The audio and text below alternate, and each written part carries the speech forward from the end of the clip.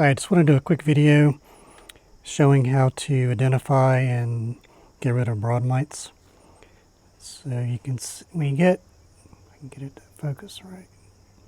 When you get pepper leaves looking like that, kind of shriveled and curled up like that on your new growth, that's a good indication it's probably broad mites. Then they're pretty insidious because you can't see them with the naked eye. You need at least a 60x magnification. Something like a jeweler's loupe. This would be the smaller lens, is the more powerful. So what I'm going to try to do is put this on my phone so I can get a shot to show you what they look like underneath. So I got a leaf. I'm going to use a smaller. You see them crawling around.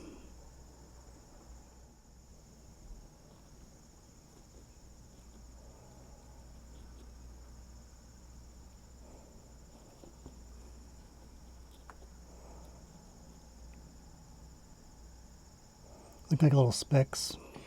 So anyway, I'll show you what I use to treat these. First thing I want to do though is cut off any of the affected leaves, and then I'm going to spray with a solution of micronized sulfur and water. This plant appears to have some too. The other plants don't, but since they're touching, I'm going to treat the plants that are around these and the base of all of these and around just the general area with the sulfur spray. But I'll show you how I mix that and use it, and that should get rid of them. Alright, so it's got one of these little pump sprayers, and this is the stuff I use. It's a Bonod brand plant fungicide, micronized.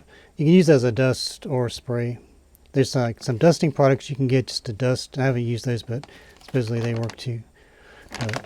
So I think the instructions were, I don't remember, but I deduced before, I think it was like 2 tablespoons per gallon. This is about a little less than half a gallon, so I'm going to put about a tablespoon. I already got water in it. You're going to wear gloves when you work with this stuff too.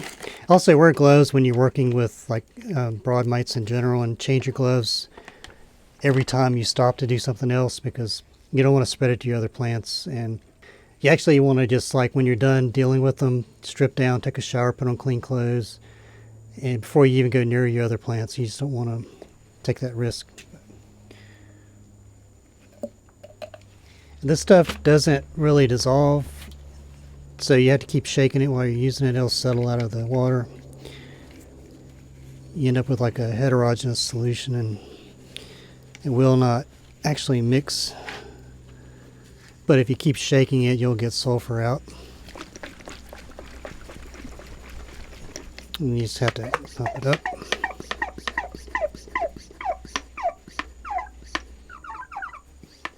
You first just, cut off any of the affected stuff. I'm going to take this out far away once I get done. Just cut that. Probably going to just prune this plant back to pretty much nothing. I hope it. Alright, so now I'm just going to just spray it and just drench it and shake it while I'm doing that, and then I'll spray my other plants, and I'll spray the plants that are immediately around this, and then spray just all around just to kind of get just a preventive. I'm also going to spray this stuff before I discard it just to kill it. So yeah, I just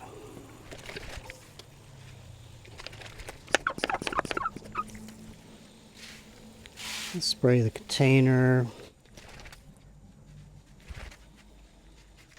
If you see yellow stuff on the leaves, you know you're getting it on there because the sulfur is yellow. And so I'm just going to just spray the plants around. Probably just going to just spray all of these actually. Adjust my wall. There we go.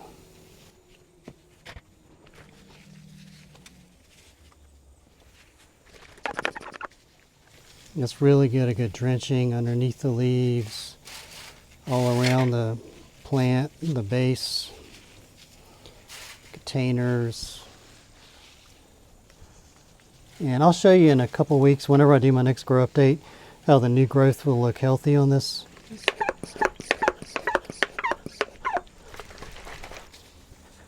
This is the only thing I know of that really gets rid of broad mites. I mean, there's probably other products, but the only thing that I've used that I know works. So anyway, I'm going to just keep spraying around, just to kind of make sure I cover everything in the area. And I'll put a link in the description for the sprayer, the sulfur, and the jeweler's loop. Thank you very much for watching. Please like, comment, and subscribe.